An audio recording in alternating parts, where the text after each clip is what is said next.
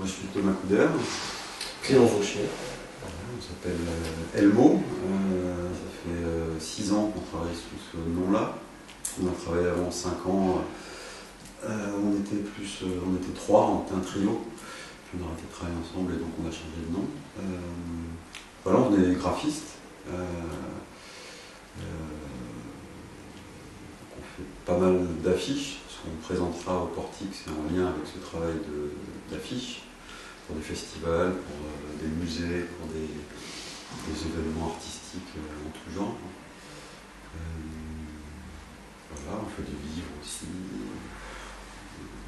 On touche un peu, on va dire, au spectre large du graphisme, avec une préférence et une habitude dans le support imprimé. Pour commencer, il faut en effet l'exposition qu'on propose au Portique, donc Stratigraphie. Et même le titre est le même qu'une première expo qu'on avait fait il y a 1 an à Nancy, dans une galerie. Et donc il y a la première expo qui s'appelait aussi donc, Stratigraphie. On avait décidé d'utiliser des affiches de commande qu'on avait réalisées.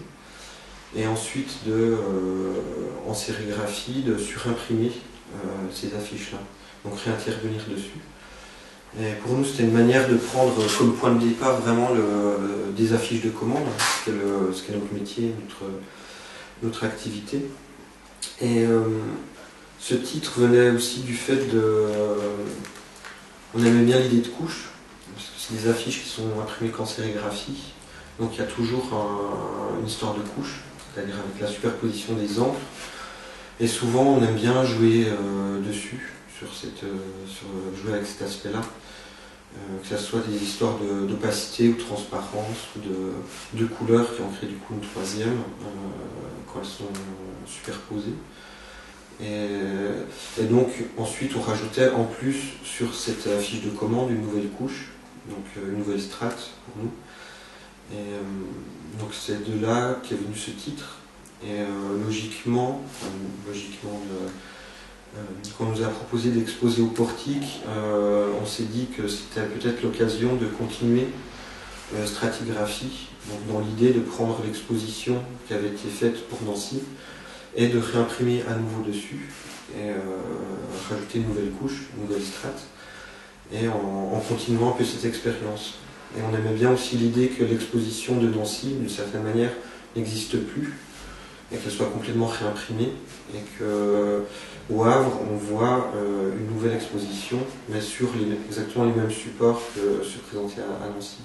Voilà, c'est l'idée d'un recouvrement, on va pas peut-être s'arrêter après le Portique, hein, mais qui est presque un recouvrement permanent. On montre des choses, pendant le temps de l'expo elles existent, puis 6 mois après, 1 an après pour une autre expo, elles vont être recouvertes à nouveau, et puis donc l'état de la première exposition n'existe plus. Comme ça, une vie, des images, elles ont un temps, hein, c'est éphémère et ça peut rebifurquer ailleurs.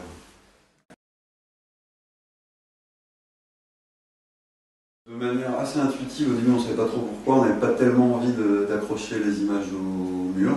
Je pense que c'était aussi lié à l'espace qui est comme très en long. Et après, en creusant un peu, on avait cette intuition-là, mais je pense qu'on verra si ça marche, mais on a assez vite l'idée de faire un parcours, en tout cas que les affiches soient dans l'espace central de la galerie, de telle sorte que, contrairement à si elles étaient accrochées au mur, de telle sorte qu'on puisse avoir, en ayant une affiche devant soi, on puisse en voir en même temps dans la perspective des bouts d'autres affiches qui sont dans le champ de vision. C'est-à-dire que finalement il y a presque aussi, on va dire, c'est presque une scénographie par couche qui peut, les affiches se superposent d'une certaine manière visuellement dans l'espace. On pourra en saisir du regard 3, 4 ou par morceaux. Et ça, je pense que ça nous intéressait bien par rapport au projet. Et même par rapport à une expérience, on va voir ce que ça donne, mais par rapport à une expérience de déambulation. Les affiches au mur, il y avait un côté, c'était vraiment une affiche après l'autre. il y avait un côté chronologique, alors que là, quelque part, il y aura des chemins possibles, on pourra prendre à droite ou à gauche, avoir un point de vue différent d'un côté ou de l'autre, en embrasser une seule du regard ou plusieurs. Voilà, il y a quelque chose de peut-être, qui va plus avec le projet, qui nous intéresse le plus.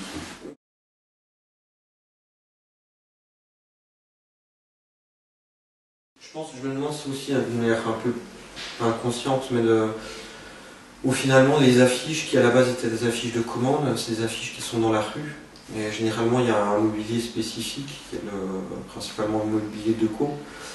Et d'une certaine manière, elles se retrouvent comme sur aussi ce type de mobilier qu'elle a fait en tasseau de bois d'une manière un peu plus brute mais presque d'une manière un peu symbolique.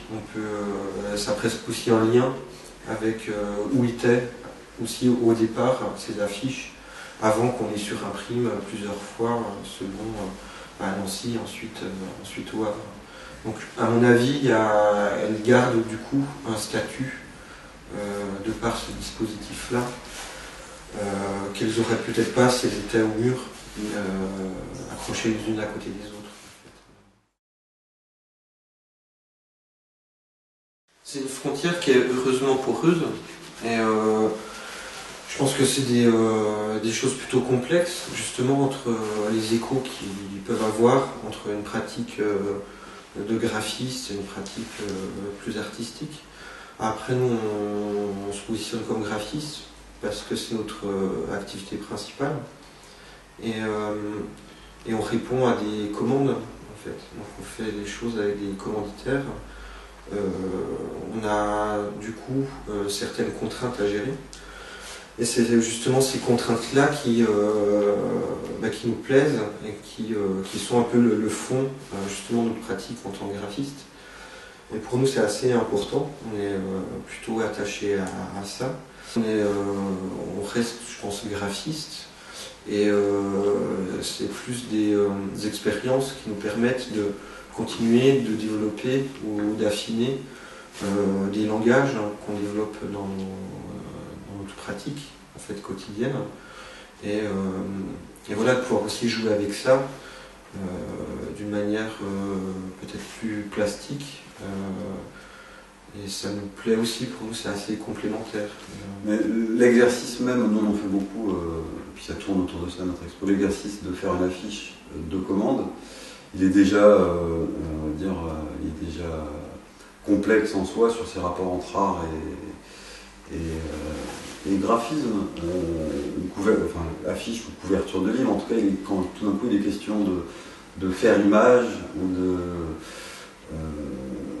faire sens, en tout cas il est question de subjectivité, donc ça passe forcément par il y a une notion, je ne sais pas comment on peut l'appeler, d'auteur, en tout cas, il y a une part de subjectivité, et qui est une histoire d'individu. Donc nous, quand on répond à une commande, on fait une affiche pour tel festival, on le fait avec on répond à une commande, on sait parler au plus près de ce qu'est ce festival, comment on le ressent, mais ça reste une réponse subjective. On va créer des formes, des images, des couleurs, des agencements qui sont les nôtres.